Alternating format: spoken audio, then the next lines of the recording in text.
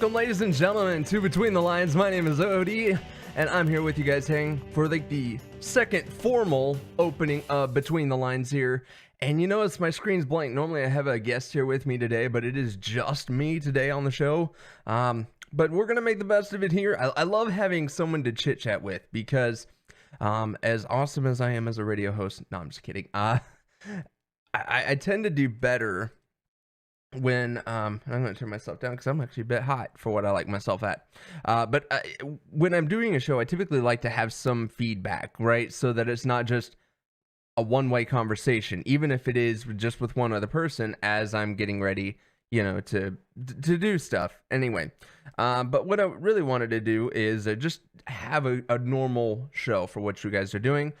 So what that means is Between the Lines, our format is basically we pick out a topic this week, as you might imagine, right and wrong, and it all started with dolls. And elaborate on what all that means. But I'm going to tell a story from like childhood or some experience that I've had, and then relate it to what my opinion is of the subject matter at hand. But the reason I do the story is so that you understand why it is that I'm thinking the way that I'm thinking. And so that's kind of the gist of everything. And then sometimes we'll give updates like on how I'm doing, you know, as a family with my wife and I.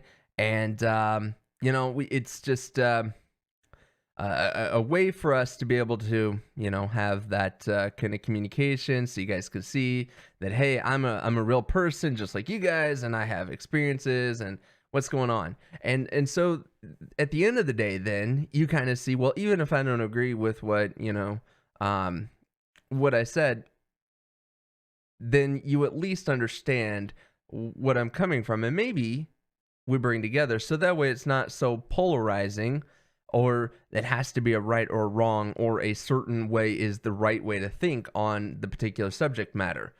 So hopefully that's what you guys come away with this today. I apologize again, it's just my face. So let's go ahead and get started here. You guys are welcome to leave comments. I will let you know, it looks like I can see Facebook stuff more readily today than I can on YouTube. I've been working really hard. For those of you guys who don't know, I'm using XSplit Broadcaster to simulcast basically to both platforms here. And if you guys have any technical issues, any glitches, frame stuff, or audio issues, please feel free to let me know. If I don't see the comments now during the show, I certainly see them afterwards, and I do go back and I will look at them. And try to reply to as many that need replies to. But otherwise, just the feedback and the support's been great. And so hopefully we can get the show off the ground and you guys can have some fun on a Sunday afternoon. I think Sunday afternoons kind of tend to be probably the best schedule for me. If they aren't for you guys, if I get like a lot of people say, why don't you just do it on a Wednesday or Saturday even? And then I might switch. Right now it's just all a big old test pattern. And we will get our own YouTube channel up just specifically for this page, because Loft in Space is kind of my own consulting technology page, because as you see behind me, I have a brand new studio. So that's kind of where all this has kind of been born out of. But anyway, so we're going to go ahead and get started. I'm going to peek over here to YouTube just to see if I can see some chats, and I do believe it on my YouTube stream when I'm actually at the YouTube studio. It lets me see here, but not in XSplit. That stinks. Or at least if there's kind of a delay. But anyway, all right. So what's going on today? Let's see.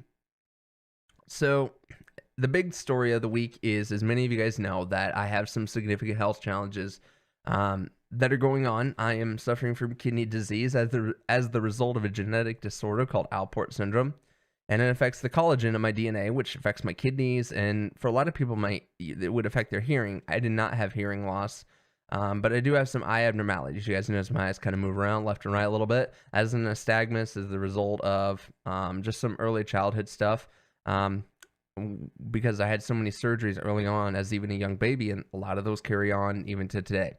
So, but anyway, to the kidney part, I am considered now an end-stage renal failure, and tomorrow I actually start full-on peritoneal dialysis, and it sucks, and it's going to be an adjustment certainly to the way that I live, the way that you know, I'm even going to think about things, and some significant challenges and struggles. But God is good, and this is not a religious show, but I will tell you that a lot of my opinions and the way that I think come from my Christian background, and being in the church and understanding what God says is right and wrong.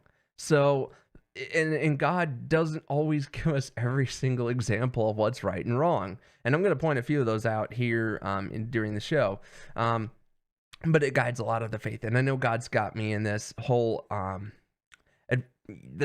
path, right? And the church has been great. We have a fantastic church that we go to here in Des Moines. It's called Des Moines Fellowship.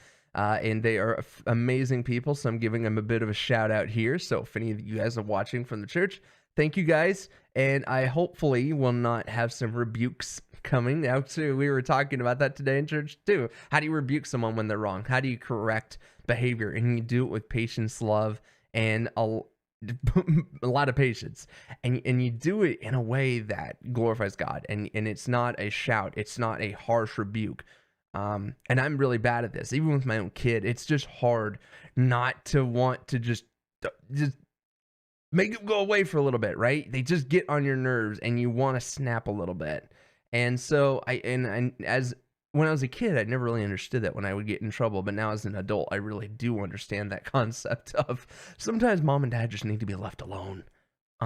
Your life may depend on it, so you might as well get on with it. So, little things like that.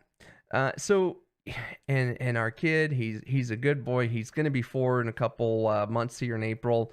And but anyway, going back, the church, though, with all of the struggles, has been so supportive of our family.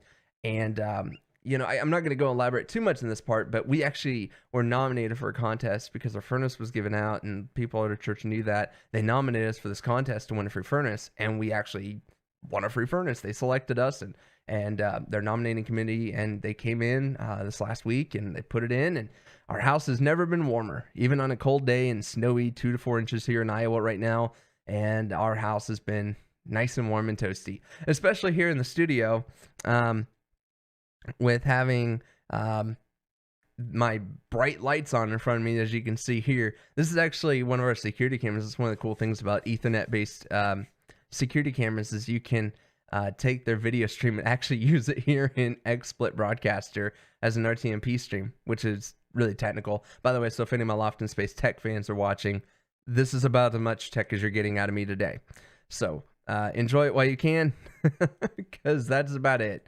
So anyway, let's go ahead and get started with the show here today. Thank you guys both for listening on YouTube and Facebook once again. Hopefully, eventually, I'd like to even see it next week. I need to get some graphics and some stuff done so that can actually happen a little bit more seamlessly.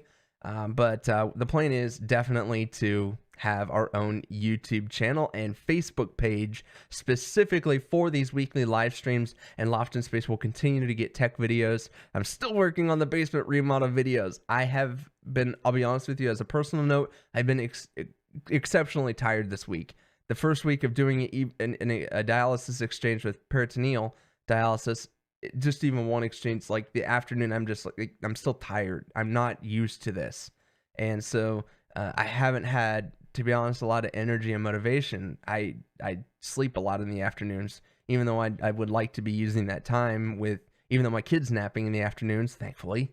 I'd like to be using that time to be working on the channel and getting things done because, well, the studio did cost a little bit of money, and I'd like to see this show become syndicated one day, and I'd like to see it be widespread and maybe get a few sponsorships eventually.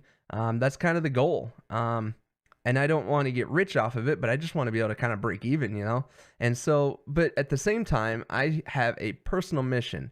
I've seen news, I've seen the way that people talk in church, how my friends talk, how people in general that I come in contact have these kind of opinions. Some of them I think are misguided. Some of the things I think have caused me to rethink my position on the subject.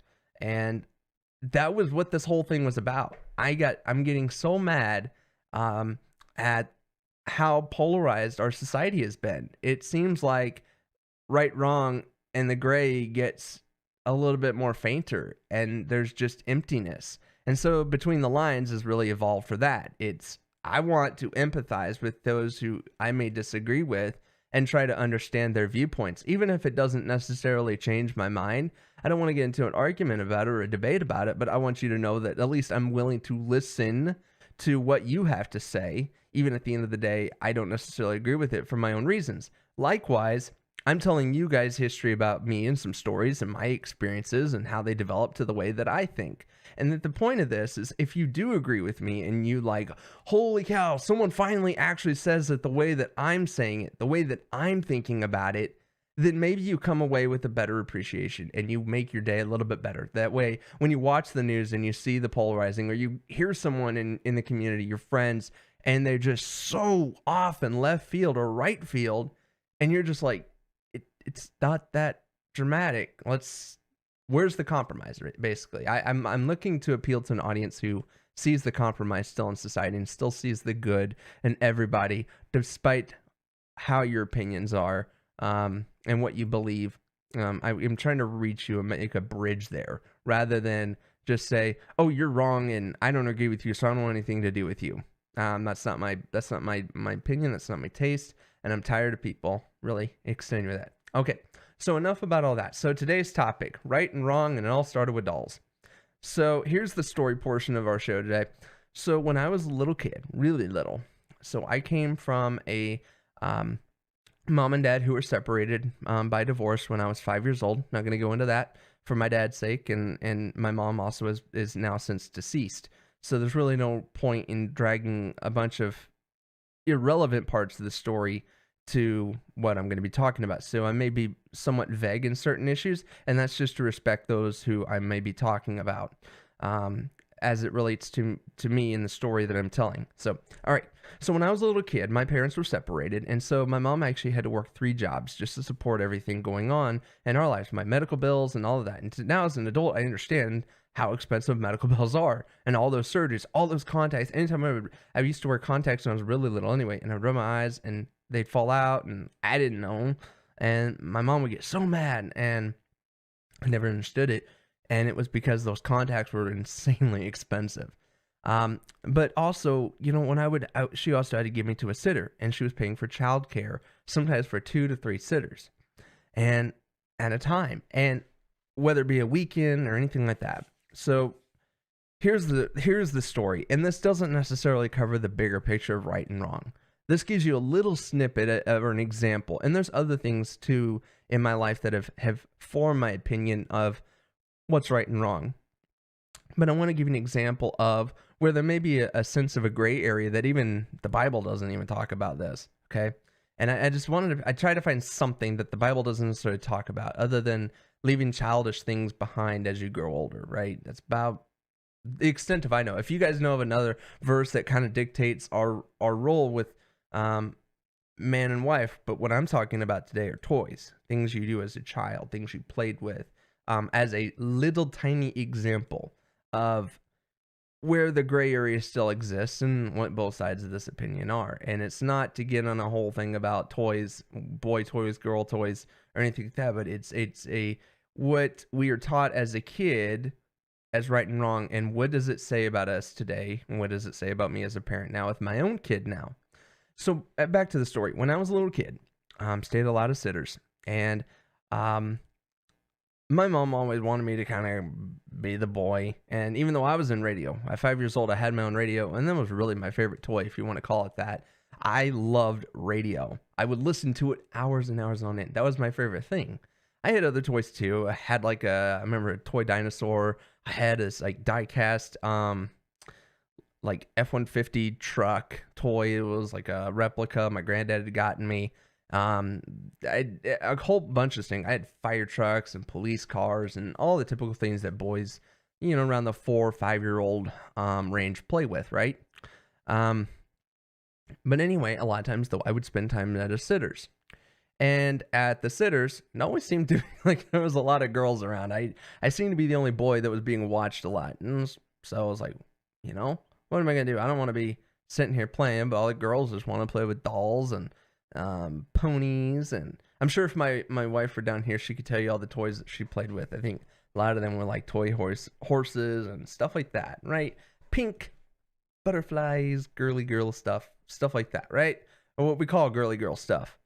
Now that line, I think today has gotten a little bit blurred, and we're going to get into some gender issues and gender identity maybe a little bit. But for now, let's just stick with what we're talking about. So toys. So naturally. I can say this now at 32. When I was a little kid, that's all when I was at a sitter and I wanted to play, a lot of times with girls. So I tend to identify with the girls and stuff and would play with them and pretend and do stuff like that, right? I don't know. I didn't really care anything about it. It didn't make a difference to me. I was just happy to have, friends, if you will, because in school I would get teased a lot, other boys and girls in school. And so at the sitters, in that kind of closed in-home environment, it was much easier to get along with people and be able to just play, despite my disability, despite any of my shortcomings as a kid and my awkwardness, if you will. And so I played. So one day I got home and I still had a few stuffed animals when I was at home with my mom, and I was just up in my room playing. So one day I get out I had this big giant brown teddy bear, and I don't know, it was just something stuffed in the closet. Again, I remember 4 or 5-year-old kid, and I can still kind of remember this because my mom kind of made a big deal out of this, what I'm about to tell you. It wasn't the teddy bear she had an issue with. It was when I got into the closet and I saw an old pack of pull-ups, because I was a late bloomer in that area too. And this is also why I share these stories too, because even though they're embarrassing somewhat for me to say, I don't really care anymore. I think that they bring a perspective that shows that I'm willing to be a little bit more vulnerable in this moment here. Because when I share my opinion, I want you to remember back to how I was sharing some vulnerable moments so that you understand what I'm saying. Okay, enough about that. I'm pretty sure you kind of get the picture here. So but what I decided to do is I wanted to put the pull-up on the teddy bear. Okay, that was what I did. And so when I did that, I was playing I don't know if I was trying to be pretend daddy or something like that, or just, I don't know, something to do. Like, hey, I know this normally goes on me, but does this go on this teddy bear too? Will it fit? I think that, if I remember right, it was just more or less that. There was nothing else to it. That was pretty much it. But my mom walks in to the room, and at first I'm like, whatever. I didn't realize how much she cared of the appearance that I was trying to make a baby out of this teddy bear, essentially. And when she rebuked me, she was much more of a, if I recall right, and again, we're trying to remember something that happened 26 years ago, right? Or 27 years ago, something to that effect. I can't do math right now. I'm terrible at it. But it was a very long time ago. But I remembered it. And the reason I remembered it is because I didn't understand why she was saying that me putting this pull-up on this teddy bear was wrong as a boy. So it was much more felt like a taunt than it was a rebuke. And I think that if we're going to tie in any religion here or Christianity, what the Bible says, I think that's where, even as young kids, when we're parents and we rebuke our kids and we're trying to tell them right, wrong, it doesn't really help to just rebuke. But she made me rip the thing off. She grabbed the teddy bear. She grabbed the diapers that were in the closet, and she threw the whole thing away. And that was pretty much the end of it. Never saw that bear again. Never saw those diapers again. Like, the remaining ones, they were just gone. Because I think by this point, I was pretty much done. I don't think I was having really many accidents at night even. I think I was starting to get beyond that point. So, but that's what I remembered. And when I went to the sitter after that, and the girls were playing with dolls, I kind of decided that, I don't really care. I'm not going to do that. My mom said it's wrong. And the sitter wondered why I wasn't playing anymore with the girls. And then I kind of explained, well, those are girl toys. And she quickly said, no, they're not. You can play with them. If you wanted, I'd even buy you your own baby doll. And I thought, but my mom was kind of on the opposite side. And I didn't really explain it because I didn't know how to explain it at that point. But I just kind of, I don't really remember everything after that. But that was generally it. And actually, come to think of it, probably not that long later, I stopped going to that sitter and went somewhere else. I don't know if it was because of that or some other reason. I don't know. I was too little to remember. My mom's not here to, tell me what all happened with that situation. And I never asked her before she passed away because this subject never really came to my mind until I was thinking about the show and thinking about the right and wrong and the just something somewhat controversial, but something that is not going to offend a wide audience and get me banned off of a platform, but something to illustrate a point of right and wrong. So fast forward now, 25, 26 years later, however long it's been, I have my own kid, a boy. He is almost 4, about that same age that I was back then. So I don't care if y'all know this. I kind of had this thought in my mind a while ago, like age 2. Like, what happens? What's the worst thing that happened if he had his doll? Especially if we had another kid. Because doesn't research tell us that if a boy plays with a baby doll at least a little bit when he's really little, it teaches him caring and compassion and might lead for him to be a better doll or better father if he played with a doll? Or is it going to make him a sissy boy and he's going to grow up and be a pansy and have gender identity issues because he played with a doll when he was 2 years old? Well, I got an article that illustrates kind of that point and also illustrates why girls should play with toy trucks and everything like that, because it might make them more interested in mechanics and STEM, because studies show that girls are still underrepresented in that category.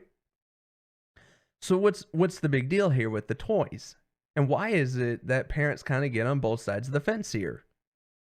Is there any truth to if a boy, especially at a young age, plays with dolls, that it's going to make him less of a man when he reaches puberty? Is he going to continue to play with dolls? Does the dolls thing escalate to him wanting to dress up and put a dress on?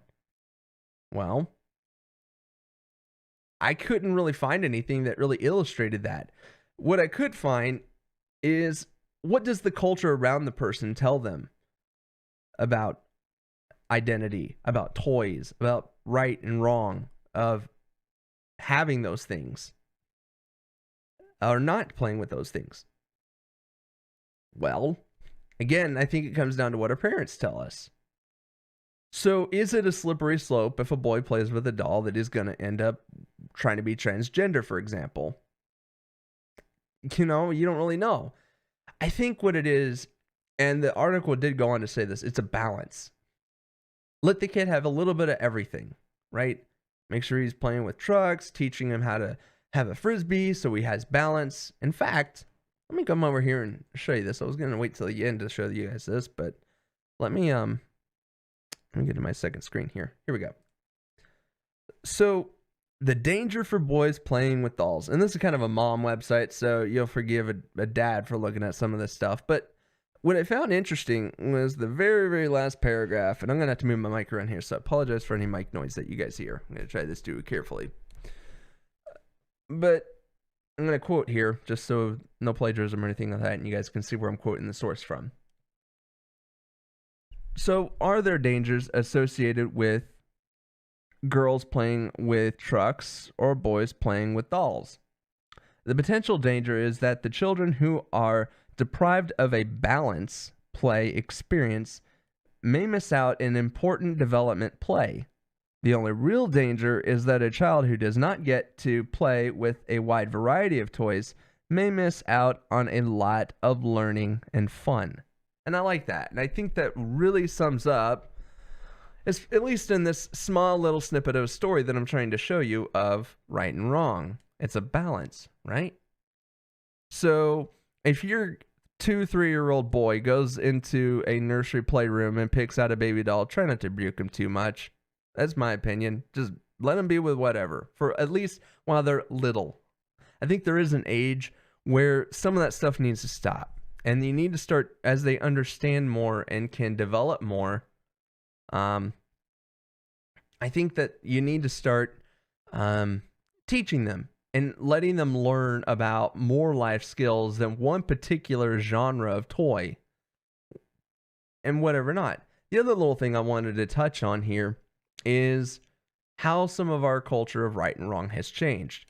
Right now, even little boys still wearing diapers, let's be specific here, don't wear dresses, right? But we know in our history class that even people as famous as, and I'll pull this up, Theodore Roosevelt, or Teddy Roosevelt, I should say, yeah,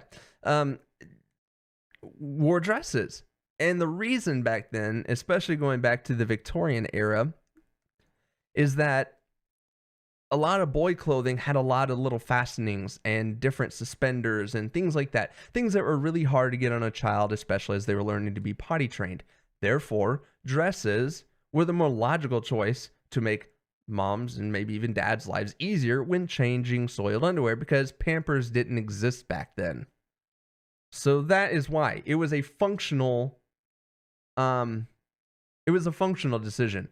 To be honest with you, if I didn't have onesies now with the quick snaps, we used to just have our kid in a t-shirt and a diaper, just like, yeah, whatever. And he'd run around and he'd be just fine. It made it a lot easier changing diapers. But that was the functional thing. But now, if we saw even a baby boy in a dress, and we knew it was a boy, because actually that little, it's really hard to tell the difference. Just being honest here, at least from my perspective, we would say that that's wrong. We'd wonder why your boy was in a dress. But back then, there was an actual functional reason for it. So right and wrong got shifted over time, and it doesn't matter that the right decision back then to have a boy in a dress was acceptable, and the wrong decision now for a baby boy to wear a dress is not acceptable. So you have to understand that things do change over time, and they're not always based in biblical stance or how a particular culture is raised. I think it is a geographical thing. Obviously, we can go to Scotland and find traditional kilts, so skirts and things like that. But obviously, at a certain point, you have to grow up. You have to realize that you have a role to play in society and your family and your hierarchy of how you're going to develop, right? And so that kind of goes now into sharing my opinion on right and wrong, at least when it comes to toys. And I've already stated this a little bit just a little bit ago, but I think that young boys playing with dolls, don't be like my mom and rebuke just because your boy had a little pretend play for what society cultures as a girl activity, because he may be a good father when he grows up. Likewise, if your boy is 10 years old, maybe let's not play with dolls anymore. Maybe let's have a little bit more variety, especially if he really gravitates to it. I know in our kids' thing, the doll thing isn't really an issue. In fact, he even had his own baby doll for a little bit. And he doesn't care. It was fine for a while. He outgrew it. Now his thing is trucks. Trucks, cars. I have an old boss of mine to thank for that. Not blaming you if you're watching. But the fact of the matter is, what I'm getting at here is, I think we need to stop. I told my wife this the other day. We gotta stop having him play with cars. We gotta mix this up. He always wants a car. But likewise, when he goes to bed, he always wants one of his stuffed puppies. He has 2 little stuffed puppies. And at 4 years old, I'm fine with that. I'd be fine with it until, I don't know if there's really an age. My hope is that he understands going to bed doesn't mean he has to have a toy with him. And he matures out of it kind of on his own. The potty train's been a long thing so maybe it'll take him a little bit. And I think other kids are going to play in a role to how he develops and what toys he plays with too when he starts preschool, hopefully this next year. So the bottom line is balance here, guys. There isn't right or wrong.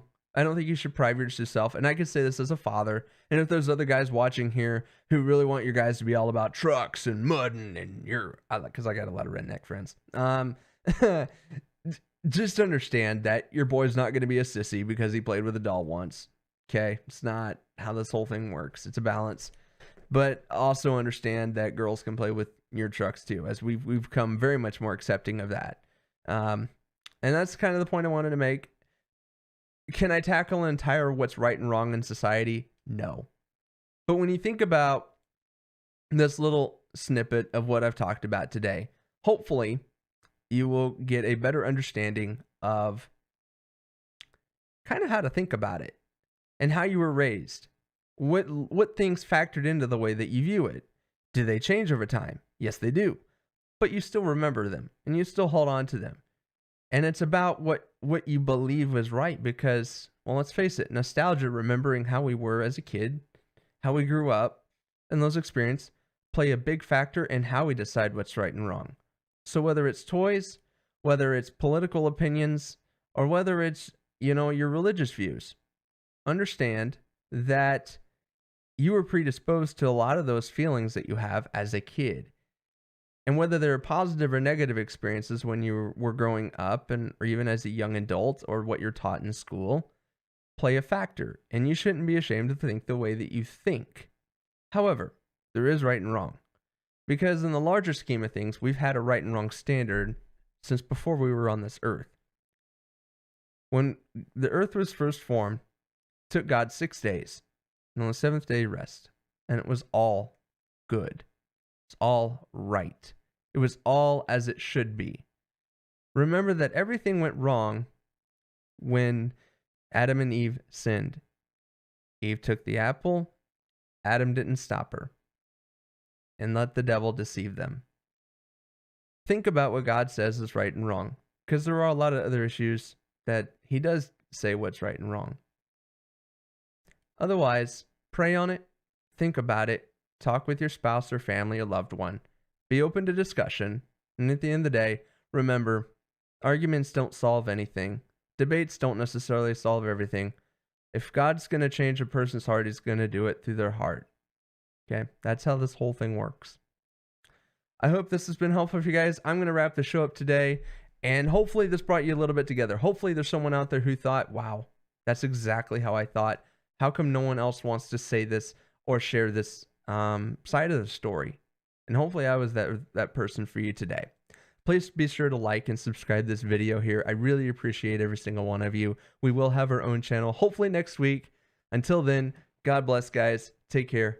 And we'll be back next week for another episode of Between the Lines.